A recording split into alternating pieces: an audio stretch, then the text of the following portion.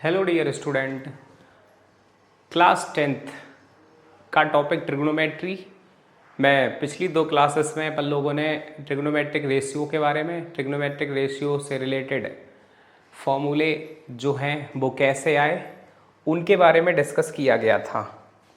अब आज की क्लास एनसीईआरटी स्टैंडर्ड की एक्सरसाइज 8.1 के बारे में डिस्कशन करते हैं।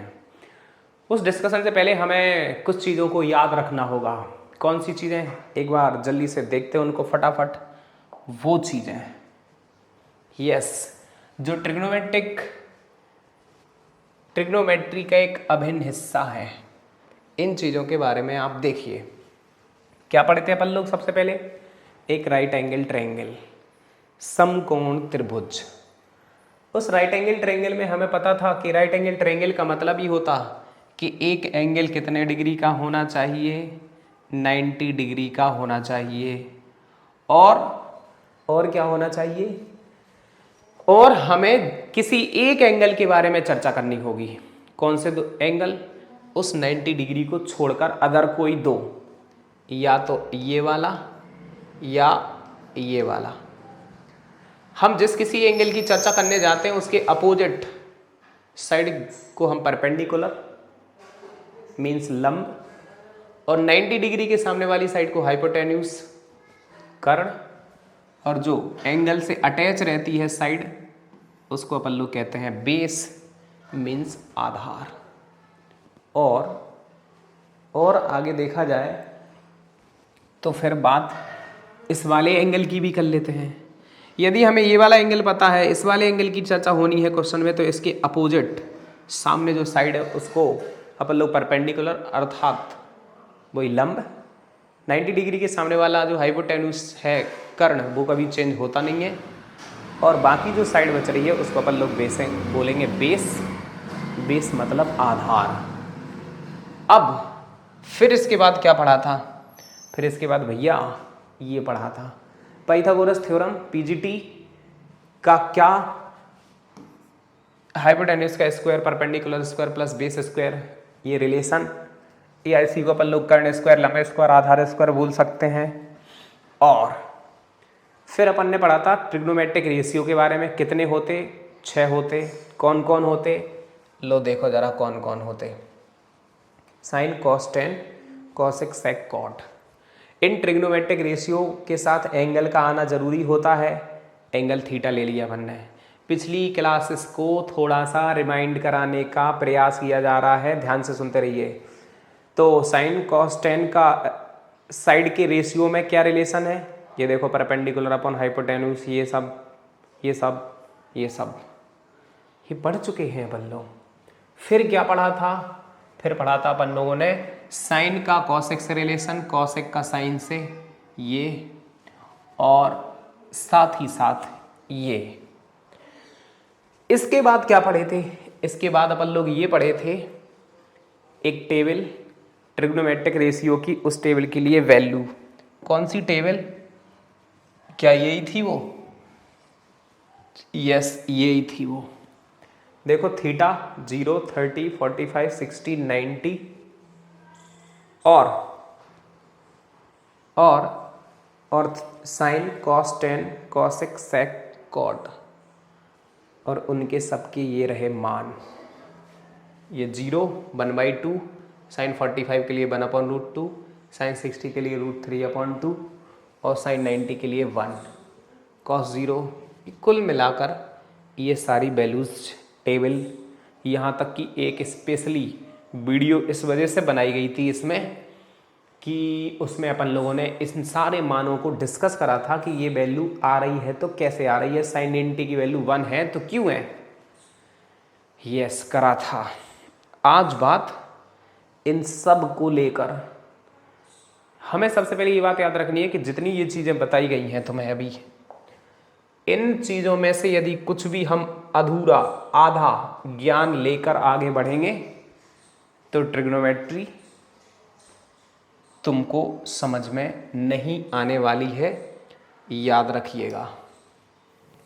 और इन यदि सारी चीज़ों को आप लेकर बढ़े आगे तो फिर मौजा ही मौजा है, मौजा ही मौज।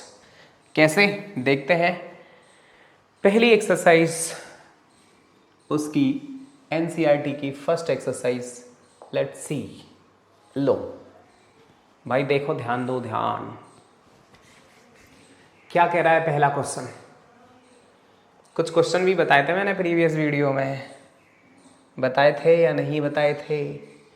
बिल्कुल बताए थे। तो आप उन क्वेश्चन को मत भूलिए, उन क्वेश्चंस को मत भूलिएगा। ध्यान देते हैं, ध्यान। कौन से क्वेश्चन थे वो और कौन सी एक्सरसाइज आप समझते हैं, ध्यान देते हैं। लो देरा, जरा इसको और छोटा कर दे रहे हैं, और छोटा कर देते हैं, समझते हैं। भाई पहले क्वेश्चन को पढ़ लो, पहले क्वेश्चन को पढ़ लो। यदि हम पहले क्वेश्चन को पढ़ें भाई, क्या कह रहा है पहला क्वेश्चन? देखो, दिख रहा है, दिख रहा है, दिख रहा होगा। समझते हैं क्या है पहला क्वेश्चन। पहला क्वेश्चन हमारा है कि in a triangle ABC right angle at B, एक हमें ट्रायंगल ले लेना है, एक ट्रायंगल ले लेना है, ट्रायंगल, और उसमें राइट एंगल कौन है? बी है। कौन है? बी है भैया, बी। तो प्लीज ध्यान देना, समझते हैं, समझते हैं, समझते हैं और समझते हैं। तो हमने क्या कर दिया, एक राइट एंगल ट्रायंगल ले लिया जिसमें राइट एंगल है बी, और कहीं भी कोई भी तुम ले लो, जो मर्जी तुम्हारी वो ले लो। A B C, A B 24 centimetre है, बी सी 7 सेंटीमीटर है। अब वो कह रहा है साइन ए कॉस ए और साइन सी कॉस सी की वैल्यू फाइंड करो। प्लीज ध्यान देते हैं, ध्यान। सबसे पहले हमें इस राइट एंगल ट्रायंगल में क्या नहीं पता? हाइपोटेन्यूस नहीं पता। पाइथागोरस थ्योरम के पास जाने पड़ेगा, बिल्कुल जाने पड़ेगा। तो कर्ण का स्क्वायर, लंब स्क्वायर प्लस आधार स्क्वायर मतलब बेस स्क्वायर, हाइपोटेन्यूस। भैया ये हमको पता नहीं है, इसको हम x मान लेते हैं। 24 का स्क्वायर 576 होता है, बेस का स्क्वायर 49 हो गया, तो x स्क्वायर इक्वल कितना हो जाएगा? क्या 625 होगा? तो x की वैल्यू 25 आ गई है, मतलब हमारा हाइपोटेन्यूस, मतलब हमारा कर्ण 25 सेंटीमीटर 25 सेंटीमीटर आ चुका है। अब क्या करें? अब देखो, प्लीज ध्यान देना। पहले साइन ए की चर्चा कर लेते हैं। साइन ए मतलब साइन थीटा इक्वल का होता है परपेंडिकुलर अपॉन हाइपोटेन्यूस, मतलब लंब बटे कर्ण। ए ये है, इस वाले एंगल का डिस्कशन हो रहा भाई। जब इस वाले एंगल का डिस्कशन हो रहा है तो हमको ये बात भली भांति याद रखनी पड़ेगी कि किस वाले का डिस्कशन हो रहा है। तो ए का डिस्कशन हो रहा है, तो ए के अपोजिट वाली साइड है परपेंडिकुलर, मतलब 7/25 साइन ए की वैल्यू हो गई। अब किसकी वैल्यू चाहिए? Cos A. कॉस ए कौन होता है? कॉस ए कौन होता है? याद करो, बेस अपॉन हाइपोटेन्यूस, मतलब आधार बटे कर्ण। बेस कौन है? एंगल ए के लिए, एंगल ए के लिए बेस कौन है? 24, और हाइपोटेन्यूस कौन है? 25। तो हमने कॉस ए की वैल्यू निकाल ली है भाई, गौर चेक करो। अब साइन सी की बात हो जाए तो साइन सी, सी कहाँ पर है? सी यहाँ पर है। अब सी की जब चर्चा होगी तो चर्चा होगी पूरे जोर के साथ, पूरे जोर के साथ। सी इसका perpendicular upon base, hypotenuse sorry. अब ये चीज़ हमें बिल्कुल भी परेशान नहीं करना चाहिए। फॉर्मूले मैंने अभी अभी बोला था, फॉर्मूले जिसको याद नहीं होंगे उसको ट्रिग्नोमेट्री नहीं बनेगी। परपेंडिकुलर अपॉन हाइपोटेन्यूस, तो भाई साइन सी इक्वल, सी के लिए चेक कर लो, परपेंडिकुलर 24, हाइपोटेन्यूस 25, तो हम साइन सी की वैल्यू निकाल चुके हैं। कॉस सी, आसान भाषा में बात खरा करो, कॉस सी कौन, कॉस सी मतलब बेस अपॉन हाइपोटेन्यूज। बेस कौन है, बेस है भैया 7 और हाइपोटेन्यूज है 25।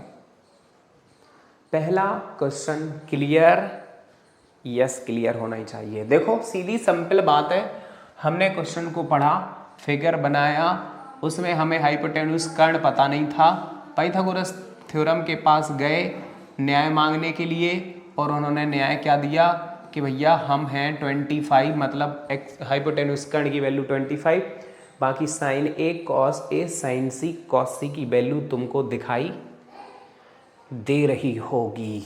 यस, तो ये था फर्स्ट क्वेश्चन। सेकंड के पास चलते हैं। सेकंड को देखो, सेकंड को देखो, तो भाई सेकंड देख लो क्या कह रहा है।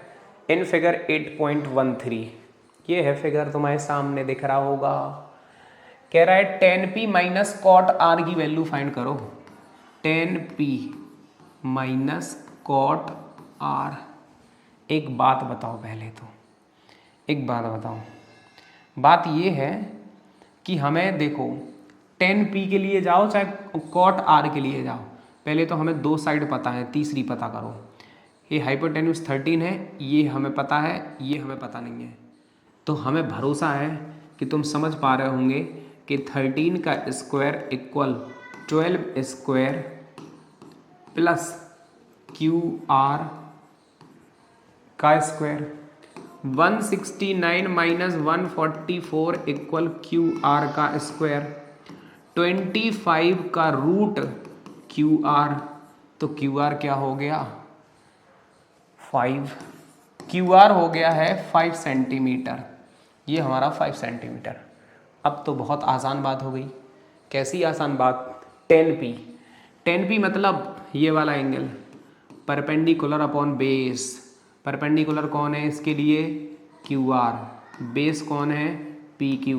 भाई पी इसकी एंगल की चर्चा हो रही तो इसके सामने वाली साइड होगी ना परपेंडिकुलर लंब, कॉट आर, आर ये है तो इसके सामने वाली साइड है ये परपेंडिकुलर, ये बेस, तो base upon perpendicular.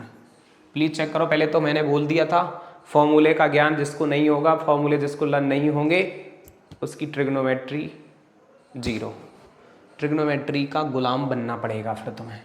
Q R मतलब 5, 25 minus Q R 5, P Q मतलब 12।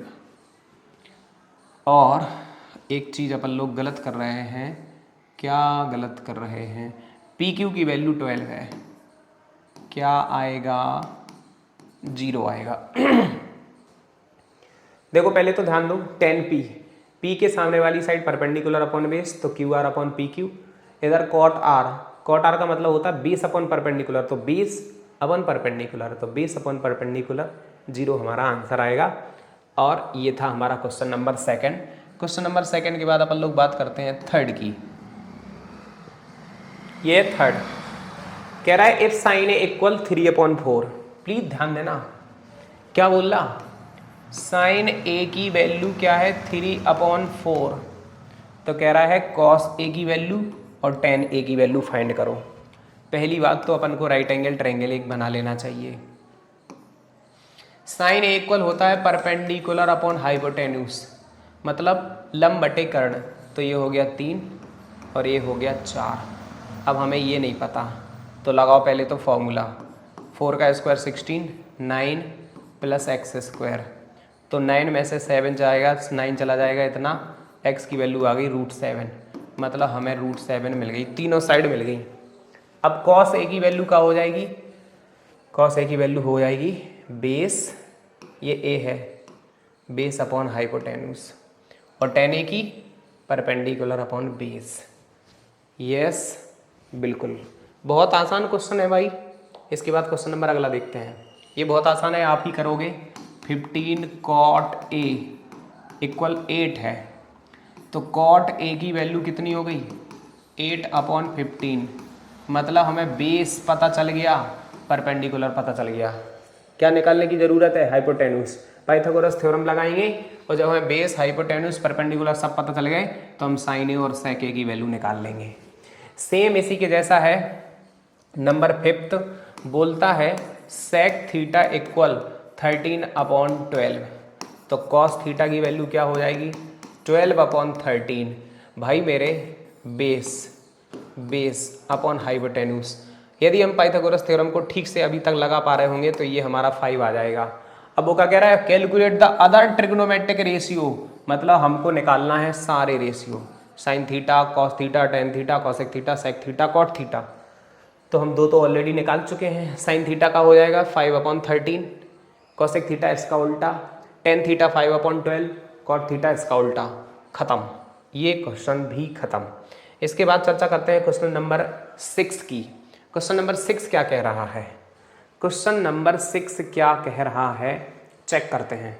कह रहा है इफ एंगल बी और A are acute angle such that cos A equal cos B then prove that angle A equal angle B. Suppose हमने एक right angle triangle ले लिया और इस राइट एंगल ट्रायंगल को कह रहे हैं हम ए बी सी, या हम इसको कह दे रहे हैं ए बी सी, ऐसा मैंने बोला उसको। अब वो कह रहे हैं ए बी आर एक्यूट, सबको दिख रहा है ये एक्यूट ही होंगे, न्यून कोण ही होंगे भाई। अब ये 90 है, प्लीज ध्यान देना, प्लीज ध्यान देना। कह रहा है cos A equal cos B है, लो cos A equal cos B. जरा बात करो, कॉस ए तो कहा गया बेस अपॉन हाइपोटेन्यूज, आधार बटे कर्ण। कॉस बी मतलब बेस अपॉन हाइपोटेन्यूज, मतलब इतना। आप चेक कर पा रहे होंगे ए बी और ए बी क्या हो गए, दोनों साइड के कैंसिल। ए सी बराबर क्या हो गया? B C. मतलब इस वाले ट्रायंगल में भी दोनों साइड क्या हो गई? इक्वल। ए सी और बी सी क्या हो गए? इक्वल हो गए। अब भाई जब ए सी और बी सी इक्वल हो गए, हम याद करें 9th में थोड़ा सा ज्योमेट्री को। यदि किसी ट्रायंगल में दो साइड इक्वल होती हैं तो उनके अपोजिट एंगल भी इक्वल होते हैं। तो इसके अपोजिट कौन? एंगल बी, और बी सी के अपोजिट कौन? Angle A. हम कह सकते हैं कि angle A equal angle B के है। यस, तो भाई इतना अपन लोग पढ़ चुके हैं। इसके बाद क्वेश्चन की बात होती है नंबर 7 की। प्लीज ध्यान देना, 7 नंबर देखते हैं। 7 ये है 7। यदि हम 7 को चेक करें, 7 को थोड़ा सा चेक करें तो चेक करो 7 नंबर क्वेश्चन। भाई प्लीज करो ध्यान दो।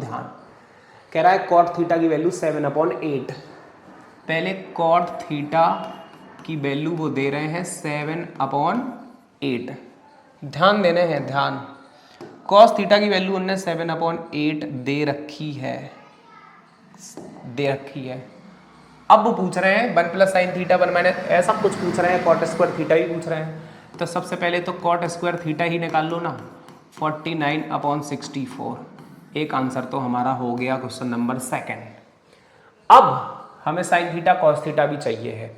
तो भाई कॉट थीटा की वैल्यू यदि 7/8 है तो टेन थीटा की वैल्यू कितनी होगी? 8/7 होगी, बिल्कुल होगी। परपेंडिकुलर थोड़ा सा राइट एंगल ट्रायंगल बनाइए, समकोण त्रिभुज, तो परपेंडिकुलर अपॉन बेस, लंब बटे आधार। यदि हम निकालने जाते हैं इसकी हाइपोटेन्यूज मतलब कर्ण को, तो क्या आएगा? 64 + 49। हम यदि इनको ऐड कर लेते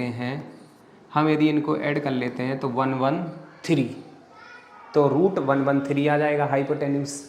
भाई हमको कर्ण पता चल गया है √113, हमको ये पता चल गया है 113। परपेंडिकुलर हमें पता था, बेस हमें पता था, थीटा एंगल हमें पता था। थोड़ी सी चर्चा आगे करी जाए, समझिए ज़रा, ध्यान दें ज़रा। समझते हैं जरा। अब क्वेश्चन में पूछता है कि 1 plus sine theta, 1 minus sine theta, 1 plus cos theta और 1 माइनस कॉस थीटा की वैल्यू क्या होगी। हो देखो देखो देखो, 1 प्लस साइन थीटा और 1 माइनस साइन थीटा का मल्टीप्लाई करा दो, A plus B A minus B, तो A square minus B square sine square theta, इधर A square minus cos square theta, 1 minus sine theta perpendicular upon hypotenuse, 8 का square करोगे 64 हो जाएगा, इतने का रूट 113 का स्क्वायर करोगे 113 हो जाएगा, रूट हट जाएगा। अब 1 minus cos square theta base upon hypotenuse, तो 7 का स्क्वायर करोगे 49 और रूट 113 का स्क्वायर करोगे तो 113 हो जाएगा। यस, इतना ही होगा। अब आप एलसीएम ले लीजिए, ऊपर एलसीएम जो भी आएगा वो नीचे के एलसीएम से कैंसिल हो जाएगा, ऊपर बचेगा 113 माइनस 64 और नीचे बचेगा 113 माइनस 49। ऊपर 113 में से 64 हटाएंगे 49 बचेगा और नीचे बचेगा तुम्हारा 64, यही हमारा क्या हो जाएगा आंसर। तो 7th नंबर क्वेश्चन ये था। सीधा सीधा हमको केवल कॉट थीटा की वैल्यू गिवन थी, कॉट थीटा की वैल्यू गिवन थी, हमने कॉट थीटा की वजह से हमने परपेंडिकुलर बेस डिसाइड करा, हाइपोटेन्यूज निकाल लिया, उसके बाद हमने साइन कॉस की वैल्यू उठा के इसमें रख दी, ये तो हमें ऑलरेडी पता चल चुका था। तो भाई ये था क्वेश्चन नंबर 7 उस एक्सरसाइज का। आगे बात करते हैं नंबर 8 की। लो देखते हैं नंबर 8। कह रहा है 3 cot A इक्वल 4। एक बात बताओ, cot A इक्वल का होगा 4/3, तो tan A इक्वल क्या होगा 3/4। जरा पर राइट एंगल ट्रायंगल में आइए, समकोण त्रिभुज में जब हम इसमें समकोण त्रिभुज लेंगे तो परपेंडिकुलर अपॉन बेस मतलब लंब बटे आधार और ये वाला एंगल A, तो हम इसको निकालेंगे। 3 का स्क्वायर 9, 4 का 16, 25, ये आ जाएगा हमारा 5। तो हमें अब सब कुछ मिल गया है, परपेंडिकुलर ऑलरेडी पता था, बेस पता था, कर्ण पता चल गया। अब आ जाओ, क्या कह रहा है question, 1 minus tan square A upon 1 plus tan square A, ये LHS है भाई, LHS है। तो LHS हमें सॉल्व करना है, तो 1 माइनस tan स्क्वायर है, tan A की वैल्यू है 3/4, 10 का स्क्वायर करेंगे तो 9/16 हो जाएगा, बिल्कुल हो जाएगा। नीचे 1 प्लस 9/16 हो जाएगा, ऊपर एलसीएम ले लो तो आएगा 16, नीचे एलसीएम आएगा 16, खत्म हो गए। 16/9 ऊपर बचेगा, 16 प्लस 9 नीचे बचेगा, इधर बचेंगे 7/25। ये हमारी LHS आ रही है। RHS क्या है, RHS है cos square A minus sine square A, देख पा रहे होंगे ये हमारी RHS है। अब प्लीज ध्यान दो, cos A की वैल्यू क्या होगी 4/5, तो 4/5 का 16/25 हो जाएगा क्योंकि cos स्क्वायर है। साइन A की वैल्यू क्या होगी 3/5, तो 9/25 हो जाएगा। हम एलसीएम ले तो आएगा 25, 16 माइनस 9 क्या आएगा 7/25। हम चेक कर सकते हैं कि LHS और RHS बराबर हैं, तो वही कह रहा था चेक वेदर इज इक्वल और नॉट, तो कहेंगे यस दोनों इक्वल हैं। ये हमारा क्वेश्चन था कौन सा, ये हमारा क्वेश्चन था 8th के बाद देखते हैं क्वेश्चन नंबर 9th, समझते हैं। हालांकि इसके जैसा क्वेश्चन अपन लोग कर चुके हैं। देखो, in R right angle triangle at B, एक राइट एंगल ट्रायंगल है बी पर, tan A की वैल्यू 1/√3 है, ए की वैल्यू 1/√3, तो भाई समझो tan A की वैल्यू है 1/√3, कह रहा फाइंड द वैल्यू ऑफ, इसकी वैल्यू हमें फाइंड करनी है साइन ए बी, तो इसको हमें C लेने पड़ेगा, तो हम इसकी वैल्यू निकाल सकते हैं। कैसे, परपेंडिकुलर अपॉन बेस। अब हमें जे चाहिए, तो 1 का स्क्वायर √3 का स्क्वायर, तो कितना आ जाएगा ये 2। हमको हाइपोटेन्यूज भी पता चल गया भाई, अब तो बहुत आसान हो गया। देख लो साइन ए का मतलब परपेंडिकुलर अपॉन हाइपोटेन्यूज, लंब बटे कर्ण 1/2। कॉस सी, याद रखना सी के लिए बेस कौन होगा ये, तो 1/2, फिर प्लस लगा है कॉस ए वाला एंगल तो base upon hypotenuse into sine C तो इसका परपेंडिकुलर कौन है √3, तो √3/2। भाई कितना आसान क्वेश्चन है। 1/4 प्लस 3/4 मतलब 4/4 मतलब 1, ये हमारा आंसर है। इसी टाइप से तुम्हें सेकंड वाला क्वेश्चन करना है, मैंने फर्स्ट कर दिया है, सेकंड आपको करना है। भाई बहुत इजी है, देखो जब हम ए को लेकर जाएं तो हम परपेंडिकुलर बेस का ध्यान रखें, जब हम सी को लेकर जाएं तो परपेंडिकुलर और बेस का ध्यान रखें। नहीं ध्यान रखोगे तुरंत गड़बड़ हो जाएगा, क्वेश्चन तुरंत गड़बड़ हो जाएगा। यस ऑफ कोर्स हो जाएगा।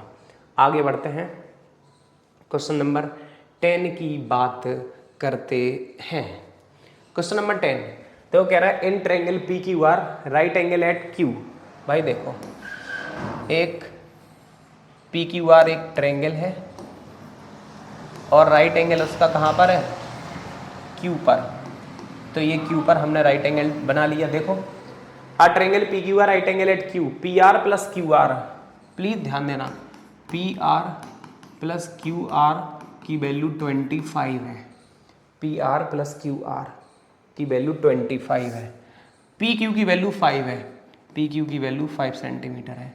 सपोज हम पी आर को x मान लेते हैं, हमने पी क्यू आर को ले लिया, पी क्यू को ले लिया, सॉरी पी आर को ले लिया x, तो क्यू आर क्या आएगा 25 माइनस एक्स। यस ये 25 माइनस एक्स हो गया।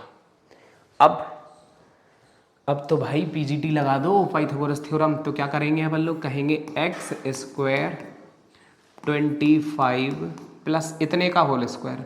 जब हम 25 माइनस एक्स का होल स्क्वायर लगाएंगे तो a माइनस बी का होल स्क्वायर बनेगा, तो a square plus B square plus minus 2ab। X square से एक्स स्क्वायर कैंसिल हो जाएंगे, 50x को इधर साइड लेकर आइए, इनको 650 हो जाएंगे, इनको ऐड करेंगे तो x की वैल्यू कितनी आ जाएगी, 0 से 0 हटेगा, x की वैल्यू आ जाएगी 13, मतलब x की वैल्यू आ गई 13, इसमें से 13 जाएगा तो ये हो जाएगा 12।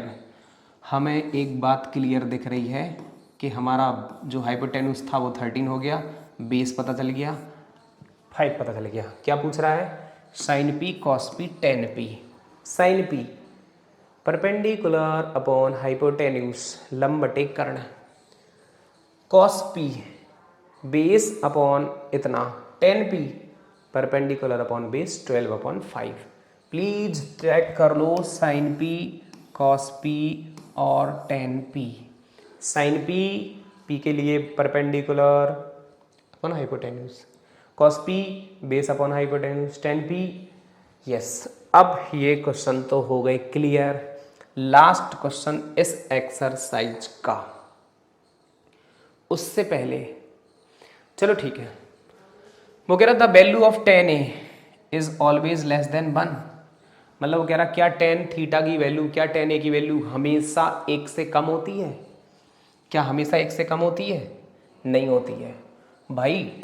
tan 90 की वैल्यू तो यार इन्फिनिटी होती है, ये 1 से कम है क्या है। और tan 45 की वैल्यू तो 1 होती है, क्या 1 से कम है क्या ये। tan 60 की वैल्यू तो √3 होती है, मतलब 1.732, क्या ये 1 से कम है, नहीं। तो वो क्या कह रहा है, the value of tan theta is always less than 1। Always नहीं बोलना चाहिए, हालांकि ये जो लिखा है ना ये गलत है, ये है तुम्हारा फॉल्स। यदि वो ऑलवेज नहीं लिखता, वो कहता कि the value of tan a is, the value of tan a can be less than 1, तो यस tan थीटा की वैल्यू लेस 1 से कम हो सकती है। जैसे tan 30 की वैल्यू 1/√3 होती, ये 1 से कम है। tan 0 की वैल्यू 0 होती, ये भी 1 से कम है। लेकिन हमेशा 1 से कम नॉट पॉसिबल। हमेशा 1 से कम नहीं, ठीक है, कभी कभी 1 से कम होता है, टेम्पररी होता है ये। दूसरा क्वेश्चन कह रहा है sec a की value 12/5 for some value of angle A, मतलब वो कहना चाह रहा है कि क्या sec a की वैल्यू कुछ एंगल के लिए 12/5 हो सकती है। भाई बिल्कुल हो सकती है। क्यों हो सकती है, देखो चेक करो, हमें पता है राइट एंगल ट्रायंगल में हम ये डिसाइड नहीं होता कि परपेंडिकुलर बड़ा या बेस बड़ा, ये डिसाइड होता कि हाइपोटेन्यूज हमेशा बड़ा होता। तो अब इसमें क्या है, sec a की वैल्यू क्या होती, sec a की वैल्यू क्या होती, हाइपोटेन्यूज अपॉन बेस। तो हाइपोटेन्यूज देखो बड़ा तो है बेस से, तो यस ऐसा हो सकता है। तो ये हमारा था फॉल्स, ये हमारा है ट्रू। नेक्स्ट क्वेश्चन पर देखते हैं, कह रहा cos is abbreviation use for the cosecant of angle. Abbreviation मतलब ये क्या उसका शॉर्ट फॉर्म है, संक्षिप्त रूप है।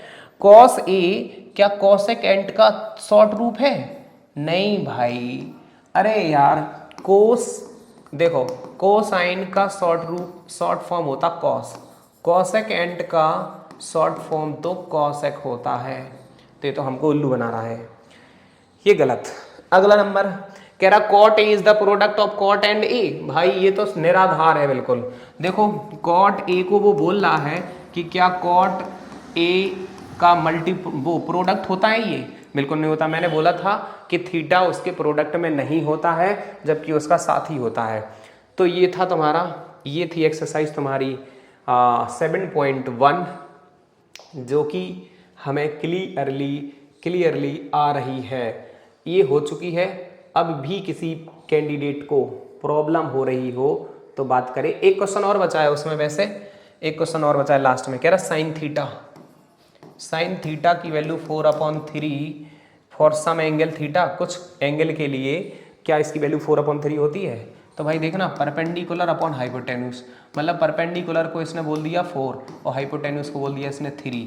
आप खुद बताओ किसी राइट एंगल ट्रायंगल में हाइपोटेन्यूज की वैल्यू परपेंडिकुलर से छोटी होगी, हाइपोटेन्यूज की वैल्यू क्या परपेंडिकुलर से कम होगी, नहीं। तो ये भी हमारा क्वेश्चन क्या है, रॉन्ग है। तो ये वाली एक्सरसाइज खत्म। तो 8.2 एक्सरसाइज देखने के लिए हमें सबसे पहले, मैंने बोला था तो मैंने उसको एक बार और दोबारा से याद दिला देना चाह रहा हूँ कि हमें ये टेबल लर्न होना चाहिए हर हाल में। टेबल मतलब 0 से लेकर 90 तक, 0, 30, 45, 60, 90 फॉर ईच ट्रिग्नोमेट्रिक रेशियो की हमें वैल्यू लर्न होना चाहिए। यदि जैसे ही हमें वैल्यू लर्न हो जाती है क्लास में मज़ा आने वाला है। देखते हैं एक्सरसाइज, इस टेबल को अच्छे तरीके से लर्न कर लीजिए। पहली 8.2 एक्सरसाइज, 8.2 देख लीजिए। 8.2 एक्सरसाइज का पहला क्वेश्चन भाई समझते हैं। 8.2 का पहला क्वेश्चन है जो उसमें सब जगह पर, पहली बात मैं आपको दिखा दूं, देखो एवेल्यूएट द वैल्यू, इन सब की वैल्यू निकालनी है हमें। मतलब इधर पर देखो हमें वैल्यू याद हो तो देखो साइन 60 की वैल्यू कितनी होती, साइन 60 की वैल्यू √3/2, कॉस 30 की √3/2 प्लस साइन 30 की 1/2, कॉस 60 की 1/2। भाई क्या हो गया ऊपर 3/4, क्या हो गया 1/4, 4/4, आंसर आता कितना 1। एक क्वेश्चन हो गया। इधर tan 45 की वैल्यू 1 रखो, 2 × 1 का स्क्वायर, cos 30 की वैल्यू √3/2 का होल स्क्वायर, साइन 60 की वैल्यू √3/2 का होल स्क्वायर, cos 30 और साइन 30 ये तो वैसे भी कैंसिल हो गए। आंसर आ गया तुम्हारा क्या 2। भाई हम गौर करें तो देखो ऐसे इधर पर cos 45 की वैल्यू, sec 30 की वैल्यू, cosec 30 की वैल्यू हम रखें, सॉल्व कर लें।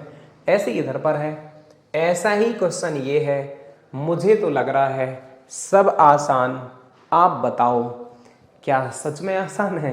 हाँ आसान ही है भाई, वैल्यू ही तो रखनी है और उसके बाद में करना है उनका सॉल्यूशन। आपको बिलीव नहीं है, खुली आंखों से देखिए। तो भाई मुझे तो बहुत आसान लग रहा है। कोई लगा नहीं सर यार ये वाला क्वेश्चन बहुत बड़ा है, ये वाला बताओ। तो देखो साइन 30 की वैल्यू 1/2, tan 45 1, cosec 60 की वैल्यू 2/√3 होती है। इतनी जल्दबाजी मत करो। sec 30 की वैल्यू होती है 2/√3, cos 60 की वैल्यू होती है 1/2, एंड कॉट 45 होता है। ऊपर यदि हम एलसीएम लेते हैं तो आएगा एलसीएम कितना 2√3। यस 2√3। तो क्या होगा ऊपर √3 प्लस 2√3 माइनस 4। नीचे एलसीएम लेते हैं आएगा 2√3 मतलब इधर पर 4, इधर पर 2√3 और इधर पर 2√3 है ना। बिल्कुल थोड़ा ये गड़बड़ हो गया, 4 प्लस ओनली √3 आएगा इधर पर। अरे देख लीजिए 2, 1 और √3 का एलसीएम 2√3। जब हम 2 से इसमें डिवाइड करेंगे तो √3 का मल्टीप्लाई इसमें होगा, इसमें 2√3 का ही हो जाएगा, इसमें 2 का होगा 4 होगा, ऐसे ही नीचे 2√3 एलसीएम आया, इधर पर 2 जब 4 हो जाएगा और इधर पर √3 आएगा ओनली, इधर पर 2√3। एलसीएम हटा देते हैं 2√3 और √3 तो 3√3 माइनस 4 अपॉन इधर पर √3 3√3 प्लस 4। क्या करेंगे इसके बाद कर दो rationalise, √3 minus 4 upon 3√3 plus 4 rationalise करते हैं तो 3√3 माइनस 4 और 3√3 माइनस 4। ऊपर तो 3√3 माइनस 4 का हो जाएगा होल स्क्वायर, नीचे a plus B A minus B मतलब 3√3 का होल स्क्वायर और माइनस 4 का स्क्वायर। फिर क्या होगा, आप इसका होल स्क्वायर खोल दीजिए, ए स्क्वायर 3√3 का जब स्क्वायर करेंगे तो आएगा 27 प्लस 16 प्लस 2ab तो 2 3 जा 6 और 6 4 जा 24 तो माइनस का 24√3 और नीचे क्या होगा 27 माइनस 16। हाँ बस ये हो गया तुम्हारा सॉल्व। तो ये तुम्हारा था 4th पार्ट। इसके बाद देख लो, चेक कर लो, इसको आप ऐड कर देना, इसको रख देना नीचे जो भी आए। बस 9th क्लास में हम लोग सर्ट्स पढ़े बैठे, ध्यान दीजिए। आगे बढ़ते हैं, आगे चेक करते हैं, आगे देखें। क्वेश्चन नंबर है कह रहा choose the correct option and justify your answer. भाई ये हमारे सामने है क्वेश्चन, इनमें से हमें कोई ऑप्शन एक चूज करना है। देखो कैसे होता है, समझते हैं, प्लीज ध्यान देते हैं। तो इधर 2 10/30 की वैल्यू होती है 1/√3, नीचे 1 प्लस 10/30 की वैल्यू 1/√3 का स्क्वायर, ऊपर हो गया 2/√3, नीचे हो गया 1 प्लस 1/3। हम ऊपर वाले से तो कुछ नहीं कर सकते, ऊपर वाले का अपन कुछ बिगाड़ नहीं सकते भाई। 3 प्लस 1 तो क्या हुआ, ये इधर हुआ 2√3 और ये 3 चला जाएगा ऊपर, 4 आएगा इधर। आप 2 से 2 को कट कर दो, 3 से √3 बार कट होगा, √3/2 आएगा।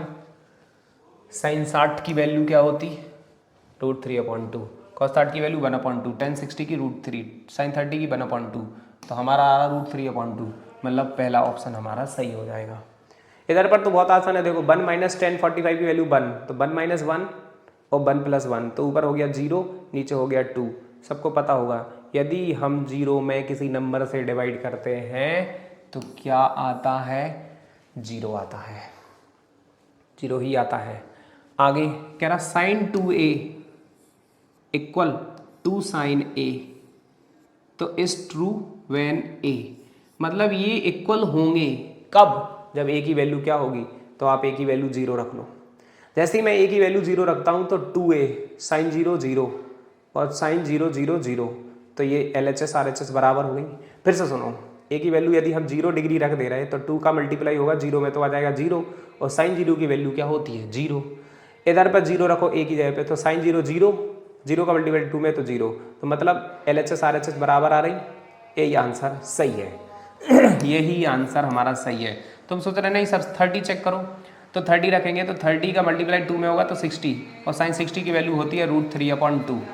अब इधर sin 30 की वैल्यू होती है 1/2, तो 2 × 1/2 करोगे, 2 से 2 कैंसिल हो जाएगा। क्या ये इक्वल है, नहीं है, मेरे लिए तो ऑप्शन फर्स्ट सही है। इसके बाद 2 10 30 1 माइनस 10 स्क्वायर 30, तो 10 30 की वैल्यू ऊपर नीचे रख लो। इसके जैसा क्वेश्चन है ये, इसके जैसा, फर्स्ट के जैसा ये तो है, केवल प्लस और माइनस का डिफरेंस है। आप प्लीज़ ध्यान दे लेना। जो नहीं आए समझ में, तुम्हारे पास ऑप्शन है पूछने के लिए, आप हमसे कैसे भी करके संपर्क बनाइए। इंस्टाग्राम आईडी या साधन है तुम्हारे पास, मुझे बार बार बताने की ज़रूरत नहीं है, तो आप उन पर अपने कमेंट, अपनी डाउट हम तक भेजिए, उनका समाधान होगा। देखो 10, अच्छा क्वेश्चन है ये, 10a + b = √3। 10a + b = √3 मतलब ये 1060 की वैल्यू है। तो हम कह सकते हैं, कंपेयर करें तो हम एंगल को एंगल के इक्वल रख सकते हैं, क्योंकि ट्रिग्नोमेट्रिक रेशियो दोनों साइड सेम है। तो ये 10a - b, ये 1030 की वैल्यू है 1/√3, तो मुझे लग रहा है a - b की वैल्यू आ जाना चाहिए 30, इक्वेशन नंबर 2। आप इन दोनों को ऐड कर दो, b से b कैंसिल हो जाएगा, 2a = 90 हो जाएगा, a की वैल्यू आ गई 45 डिग्री। a की वैल्यू जैसे ही हम यहाँ पर रखते हैं तो 45 + b = 60, तो b की वैल्यू आ जाएगी 15 डिग्री मतलब 15 अब क्या बोल रहा है वो कह रहा है a + b की वैल्यू 0 से ज़्यादा होना चाहिए, 90 या 90 से कम। तो भाई a + b की वैल्यू चेक करो जरा कितनी आ रही, 45 + 15 मतलब हमारी कितनी वैल्यू आ रही, 60। भाई देखो 60 0 से ज़्यादा है और 90 से कम है। a की वैल्यू b से ज़्यादा होने चाहिए, हाँ है ना, a की वैल्यू b से ज़्यादा है। फाइंड a और b, तो a और b हमने फाइंड कर दिए हैं, आप देख सकते हैं। आगे इसके बाद देख लो, इस क्वेश्चन को अच्छे से देख लो, बहुत अच्छा क्वेश्चन है, एग्ज़ाम में, बोर्ड एग्ज़ाम में कई बार आया है। तो मैंने कुछ नहीं करा, मैंने तो उनकी वैल्यू रखी, एंगल को वैल्यू के इक्वल रख दिया, ऐड कर दिया, बहुत आसान है। 2 वेरिएबल इक्वेशन अपन लोग भली भांति पढ़ कर आए हैं। आगे देखते हैं, इसके बाद फिर से ट्रू फॉल्स की कहानी है। वो कह रहा है कि sin a + b, प्लीज़ ध्यान देना, sin a + b क्या sin a + sin b के इक्वल है, ये बात गौर करो। मतलब सीधी बात कि कोई भी एंगल लेके जाओ, a और b अलग अलग है ना, a और b, सपोज आप कुछ भी एंगल ले लो, a की वैल्यू ले लो 30, b की ले लो आप 60, क्या ये इक्वल होंगे, रख के ज़रा चेक करो। तो मैं रख दे रहा हूँ, a की जगह पे रख दूँ 30 और b की जगह पे 60, तो sin 90 की वैल्यू आ जाएगी 1, इधर पर sin 30 की वैल्यू 1/2, sin 60 की वैल्यू √3/2। क्या इनको सॉल्व करने पे आंसर बनाएगा, नहीं आएगा, नहीं आएगा भाई, तो इक्वल नहीं है, तो ये हो गया फॉल्स। ये क्या हो गया, ये हो गया फॉल्स। ठीक, आगे देखो नंबर 2 कह रहा है कि the value of theta, value of sine theta increase as theta increase, मतलब वो कह रहा है कि क्या हम वैल्यू साइन थीटा की वैल्यू को, जैसे जैसे हम थीटा की वैल्यू बढ़ाएं तो क्या साइन थीटा की वैल्यू बढ़ेगी। इस बात की चर्चा होने चाहिए, अवश्य ही होना चाहिए। भाई समझ लो जरा, ये बात सच है कि गलत, तो देखो जरा फिर देखना, थीटा की वैल्यू बढ़ाओ, 0 से मैंने कर दी कितनी 60, 0 से मैंने कर दी 30, 30 से 45, 45 से 60, 60 से 90, मतलब थीटा की वैल्यू देखो लगातार बढ़ रही है। तो क्या उसकी भी वैल्यू बढ़ेगी, उसकी वैल्यू बढ़ेगी, उसकी वैल्यू क्या बढ़ेगी, हमें ये चीज़ पर विचार करने पड़ेगा। कैसे विचार करेंगे भाई, देखो ध्यान दो जरा, उस पर हम विचार करते हैं, तो डिस्कस करते हैं, समझते हैं। देखना जरा, आप समझिए, लो इसको समझते हैं, ध्यान देते हैं, ध्यान भाई। 0 थीटा की वैल्यू देखो बढ़ी, फिर बढ़ी, फिर बढ़ी, फिर बढ़ी, फिर बढ़ी, क्या साइन थीटा की वैल्यू बढ़ी, देखो इधर पर 0 था, फिर इधर पर कितना हो गया 0.5, फिर इधर 1.4 का यदि 1 में डिवाइड करेंगे तो 0.7, 2 का यदि 1.732 में डिवाइड करेंगे तो 0.8, और ये 1। भाई जैसे जैसे थीटा वैल्यू बढ़ रही है वैसे वैसे देखो 0.5, 7, 0.8 मतलब हाँ यार बढ़ तो रही है। तो देखो साइन में थीटा जैसे जैसे बढ़ता है वैसे ही उसकी वैल्यू बढ़ती है, लेकिन कॉस में जैसे जैसे थीटा बढ़ता है उसकी वैल्यू रिड्यूस होती। देखो ये पहले 1 था, फिर 0.8 हुआ, फिर 0.7 हुआ, फिर 0.5 हुआ, फिर 0 हो गया। तो थीटा बढ़ेगा तो साइन थीटा की वैल्यू सारे एंगल पर बढ़ती चली जाएगी। केवल स्टेबल की बात हो रही है ओनली। और कॉस में उल्टा होता है, कॉस में वैल्यू क्या होती है, कॉस में वैल्यू होती है डिक्रीज। क्या होती है, डिक्रीज। तो भाई देखते हैं, अब जो मुद्दे की बात थी, अब ये बात हमें याद रखने पड़ेगी कि भाई देखो, तो हमारा ये वाला ऑप्शन तो था कैसा, ये वाला ऑप्शन था हमारा बिल्कुल गलत, ये वाला ऑप्शन था हमारा बिल्कुल गलत, ये वाला ऑप्शन हमारा सही है, क्योंकि वो कह रहा the value of sine theta increase as theta increase. जैसे थीटा बढ़ेगा तो साइन थीटा की वैल्यू बढ़ेगी, मतलब सही बात कह रहा है वो। The value of cos theta increase as theta increase, बिल्कुल नहीं, अभी मैंने बताया था जैसे जैसे थीटा बढ़ाते हैं तो इसकी वैल्यू डिक्रीज होती है। साइन थीटा और cos theta for all value, मतलब वो कह रहा है साइन थीटा इक्वल रहेगा कॉस थीटा के, थीटा की चाहे कोई भी वैल्यू ले लो। क्या ऐसा संभव है? मुझे तो नहीं लगता। साइन 0 ले लो, आप साइन 0 लेंगे, साइन 0 की वैल्यू 0 होती है, कॉस 0 की वैल्यू होती है 1। लो यहीं पे रायता फैल गया भाई। Sign theta cos theta theta की सारी वैल्यू के लिए इक्वल नहीं है, कुछ वैल्यू के लिए हो सकते हैं। जैसे 45 के लिए आपने देखा होगा साइन 45 की वैल्यू कितनी होती है 1/√2, कॉस 45 की वैल्यू कितनी होती है 1/√2। तो 45 के लिए दोनों इक्वल हैं, लेकिन और किसी एंगल के लिए इक्वल ये नहीं दिखाई दे रहे हैं हाल फिलहाल में। कह रहा cot A is not defined if A 0। भाई इसको तो तुम्हें टेबल लर्न होगी, तो कॉट ए की वैल्यू क्या ले लो 0, कॉट 0 की वैल्यू क्या होती है इन्फिनिटी, मतलब नॉट डिफाइंड। तो वो सही कह रहा है, तो ये है सही, ये है गलत। तो तुम्हारी 8.2 एक्सरसाइज भी अब हो रही है फिनिश। फिर भी इसमें से कोई पॉइंट, इसको आसान मत समझिए, ट्रू फॉल्स है, आंसर सीट देखकर हमें ट्रू फॉल्स नहीं बोल रहे हैं, हमको डिस्कस करना है। भाई समझ में डिस्कस करिए इन पॉइंट, ये बड़ी अच्छी बातें लिखी हैं, ये हमारे जो नॉलेज है ना, हमारा जो नॉलेज जो हमने अभी तक पढ़ा है उसको चैलेंज कर देते हैं ये बातें।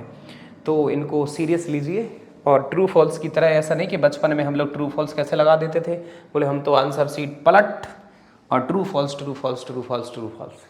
Game is over. अब गेम इधर ओवर नहीं होगा, गेम तुम्हारा ओवर होगा। चलो भाई, तो इतना आप कर लीजिए।